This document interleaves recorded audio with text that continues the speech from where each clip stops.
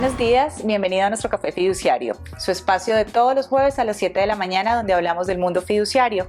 Un espacio donde hablamos con un lenguaje claro, cercano y práctico. Este espacio es posible gracias a Piensas, el primer estructurador fiduciario del país, a Suárez y Gómez, abogados fiduciarios, y a AESI, la Asociación de Egresados de la Escuela Colombiana de Ingeniería Julio Garavito. Bienvenidos.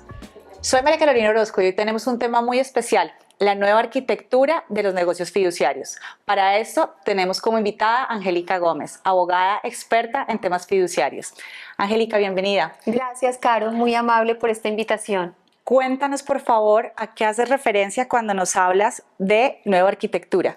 Bueno, recientemente, en julio de este año, la Unidad de Regulación Financiera del Ministerio de Hacienda, que es el área o la dependencia dentro del ministerio que se encarga de expedir las normas destinadas a la regulación del sector financiero, bursátil y asegurador del país, sometió a la industria, es decir, a todos los partícipes de una u otra forma del negocio fiduciario, a un proyecto de decreto que reforma el actual decreto 2555 del año 2010 respecto de unas normas específicas para el negocio fiduciario. Por eso hablo de nueva arquitectura, porque efectivamente se ocupa de varios puntos que ha tomado el regulador, derivados de varias sentencias que aplican puntualmente a la responsabilidad de las sociedades fiduciarias. Ok, entiendo. ¿Y qué norma modificaría este proyecto de decreto? El decreto 2555 del año 2010, puntualmente el título quinto, libro quinto, que hace referencia específicamente a las sociedades fiduciarias. Desde tu perspectiva, ¿cuáles dirías que son esos aspectos más importantes de esta reforma? Bueno, Caro, realmente la reforma, si bien es cierto, recoge muchos elementos ya establecidos dentro de la regulación financiera, decreto 663 del año 93, el mismo Código de Comercio, el decreto 2555, a mi modo de ver, se ocupa de varios aspectos que son claves. Uno, puntualmente, la protección al consumidor financiero. Eso es transversal a todo el desarrollo normativo. En segundo lugar, el tema del manejo de conflictos de interés y de información que se le transfiere como sociedad fiduciaria a sus partes de interés, a sus partes involucradas. El tema del nombramiento de un auditor dentro de los negocios fiduciarios inmobiliarios como una innovación, y como la clasificación que hace de los negocios fiduciarios que, digamos, toma lo ya existente, pero hace una división que antes no existía. Entonces, vamos a introducir nuevas definiciones para el sector. Sí, así es. ¿Cuáles destacarías? Hay dos que me parecen fundamentales porque tienen que ver mucho con el tema de administración de riesgos. Uno, los riesgos fiduciarios y los riesgos no fiduciarios. Entonces, en tema de riesgos fiduciarios, pues claramente establece primero la matriz de riesgos, que ya lo hacen las sociedades fiduciarias hoy por hoy, pero que tienen que implementar con unos puntos muy detallados, no solamente cuando uno estructura el negocio como comercial, en la etapa precontractual, sino durante toda la vigencia del negocio hasta su liquidación. Eso en materia de riesgos fiduciarios, o sea, son los inherentes al propio negocio, pero establece una nueva tipología de riesgos que son los riesgos no fiduciarios, y esos a quién se los traslada específicamente: al cliente, al fideicomitente o encargante. Y fíjate que es importantísimo esta modificación, porque antes los clientes, salvo el riesgo de SARLAF, que es inherente a todas las entidades financieras, no tenían la obligación de hacer como una matriz de riesgo, ni una revelación de los riesgos, ni documentarla. Lo que dice el proyecto de decreto, que me parece que puede convertirse en una barrera de entrada para hacer negocios fiduciarios, es que los clientes, ese fideicomitente o ese encargante, están en la obligación de hacer una revelación de sus propios riesgos, hacer una documentación de esos riesgos o revelarlos durante el ejercicio o ejecución del negocio fiduciario. Entonces, fíjate que eso considero que es un una modificación muy importante porque le traslada a ese fideicomitente, a ese cliente, una carga que antes no tenía. Entonces ya no estamos hablando solo de los deberes para las fiduciarias, estamos hablando también de los deberes para esos fideicomitentes y qué otras obligaciones crees fundamentales en este proyecto. Bueno, digamos que establece claramente unos deberes y unas obligaciones a las sociedades fiduciarias que, como te digo, son las que normalmente las sociedades fiduciarias tienen. Hace la enumeración de la segregación, el principio de transparencia, obviamente la profesionalidad. Remarca mucho el tema de la diligencia y de la profesionalidad de la sociedad fiduciaria, obligación que ya tienen, pero como que le hace mucho énfasis a eso, la prevalencia de los intereses del fideicomitente o del cliente versus sus propios intereses, la previsión, el suministro de información, también mucha claridad respecto a las periodicidades que se deben establecer en la información que se le transfiere a ese fideicomitente o encargante, la valoración, por ejemplo, este es un nuevo deber y es que hoy por hoy las sociedades fiduciarias tienen la obligación de hacer valoraciones para los instrumentos de captación masiva, vale decir, fondos de inversión colectiva o fondos de capital privado. No obstante, ahora esa obligación también la traslada a los fideicomisos de carácter particular. Claramente la rendición de cuentas, la administración de los riesgos fiduciarios y la protección de los bienes en procura de favorecer esos bienes aún en contra de las decisiones del propio fideicomitente. Eso digamos que son como las deberes obligaciones que consagra para las fiduciarias. Pero lo nuevo es que consagra deberes para los clientes, para los fideicomitentes. Y eso, como yo te digo, a mí me parece que ahí las fiduciarias tienen que ser muy como creativas en diseñar mecanismos, expeditos, formularios, formas de documentar el cumplimiento de esos deberes, pero que no se vuelvan barreras de ingreso para el cliente, porque la idea ¿cuál es? Pues propender por el negocio, porque crezca el negocio.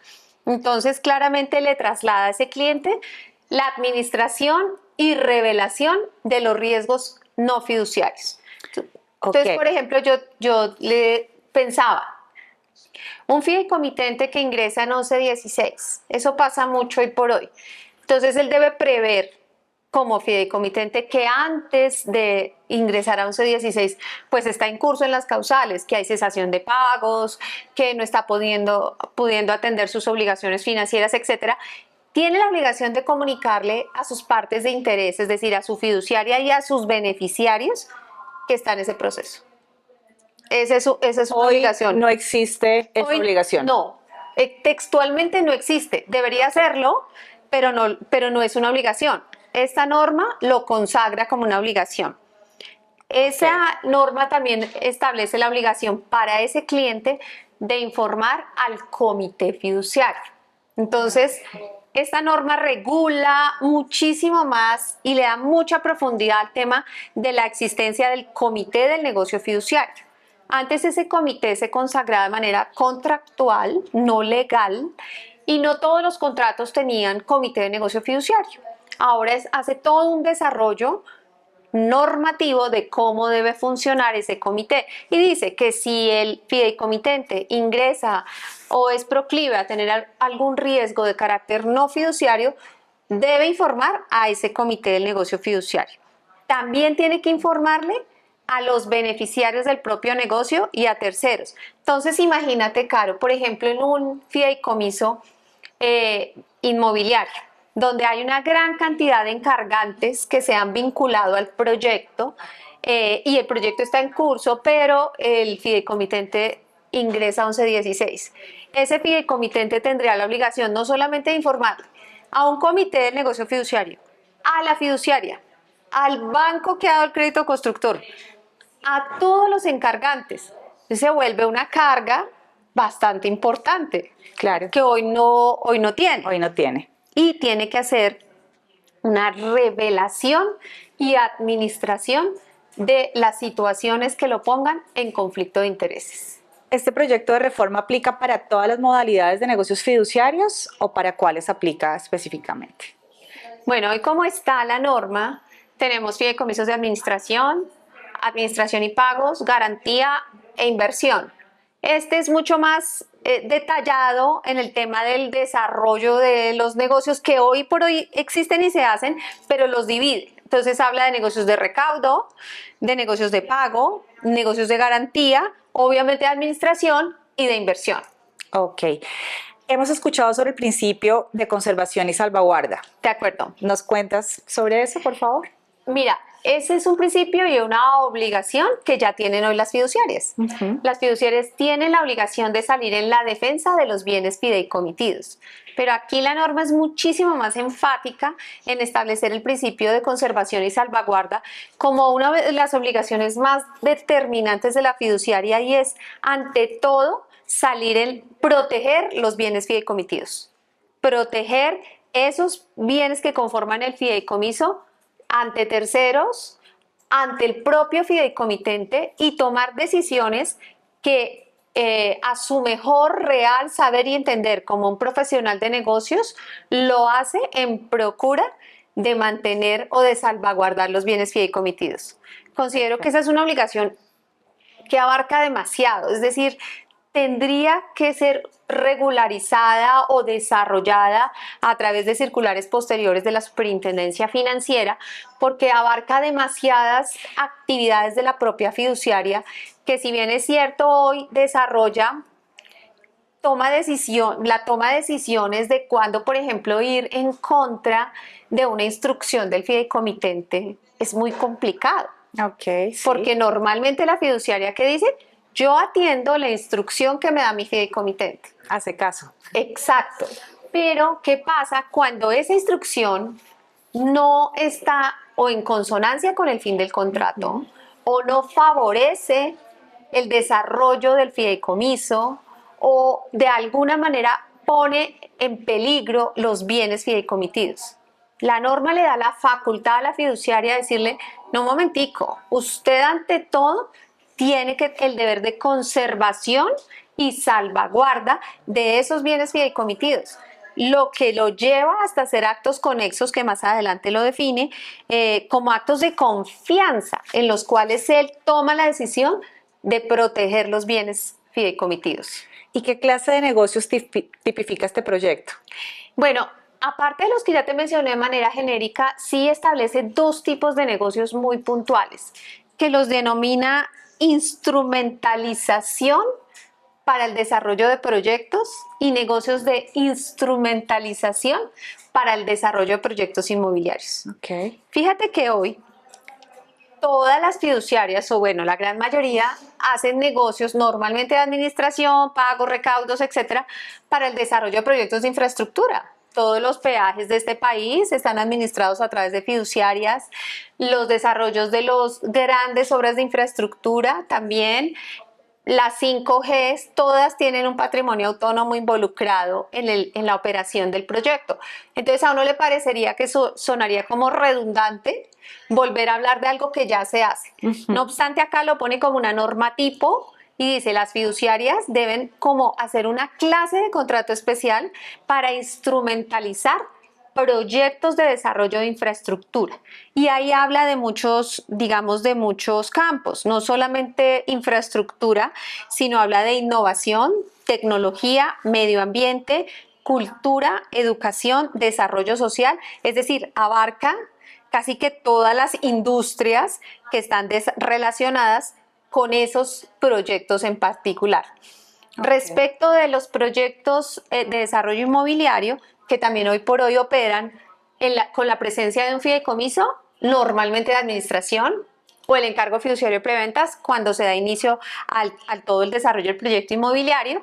Aquí habla de cuáles son las características y requerimientos de la fiduciaria para hacer una instrumentalización del desarrollo de proyectos inmobiliarios. Entonces, pues ahí claramente enmarca todo ese desarrollo en la protección del consumidor financiero. Okay. O sea, fundamental, como te dije, y transversal a todo el desarrollo normativo la finalidad es la protección del consumidor financiero, y cuando uno lee las, digamos, razones por las cuales la Unidad de Regulación Financiera esboza este proyecto de decreto bajo estos lineamientos, toma muy en cuenta todos los fallos que ha habido en contra de fiduciarias por no proteger ¿a quién? A su cliente final, a su comprador de vivienda. Entonces, tiene como mucha orientación hacia esa protección. Ok. Y como para terminar, ¿en qué negocios de los que actualmente desarrollan las fiduciarias se establecen estas nuevas regulaciones? Yo creo que aplica para todos los negocios. Claramente, creería yo que, como te dije hace un momento, la Superintendencia Financiera, que trabaja muy de la mano con la Unidad de Regulación Financiera, ya está, supongo, trabajando en la circular reglamentaria de este proyecto de decreto, si el proyecto de decreto sale como está propuesto. Aquí te cuento. Este proyecto fue sometido a la industria el 11 de julio de este año y cerró etapa de observaciones el 13 de agosto, o sea, hace muy poco. Lo que continúa es que la Unidad de Regulación recoge todos los comentarios que hace la industria respecto de las normas que está proponiendo. Unas las acoge, otras las amplía, otras no las acoge, pero finalmente expide un decreto. Claramente lo que se ve de fondo es la orientación, o sea, hacia dónde va el regulador. Entonces lo que hace la Super es recoger toda esa orientación y también trabajar en la regulación posterior del decreto. Entonces, ¿qué podemos esperar? Yo creo que antes de diciembre ya va a haber un compendio de normas nuevas que se acompasen más con la realidad contractual de hoy del negocio fiduciario. Esto va a permitir que tengamos menos fallos en contra de las fiduciarias, pero también más barreras para los fideicomitentes y promotores que quieren ingresar nuevos negocios, ¿verdad? A mi modo de ver, sí. A mi modo de ver, sí. Va a cumplir con lo que tú dices, específicamente con propender porque las fiduciarias realicen un trabajo muchísimo más meticuloso, más juicioso, sin perjuicio de... Tú sabes que acá somos pro negocio fiduciario, sin demeritar ni más faltaba la labor que hoy hacen, que es juiciosa, pero exige un mayor grado de profesionalismo. Okay. Entonces, y claramente lo que como se pretende es proteger a ese consumidor financiero, pues en últimas va a pasar eso, que no haya tantos sentencias en diferentes jurisdicciones en contra de las sociedades fiduciarias. Pero claramente también si le trasladan esas cargas al cliente, a mi modo de ver, sí pueden fungir como barreras para realizar nuevos negocios fiduciarios. Vamos a tener desarrolladores también más juiciosos. Sí, señora, así es. Sí. Entonces, verdad. Para quienes nos escuchan, el mensaje clave podría ser que esto se trata de un esfuerzo por actualizar, fortalecer y dar mayor confianza a las reglas de un sector que finalmente está impactando a inversionistas, a empresarios y a las familias. Lo ha resumido perfecto, es así, es la intención del regulador. Angélica, muchísimas gracias por acompañarnos, por ayudarnos a entender lo que significa esta nueva arquitectura en el mundo fiduciario. Muchísimas gracias por la invitación, gracias, Caro.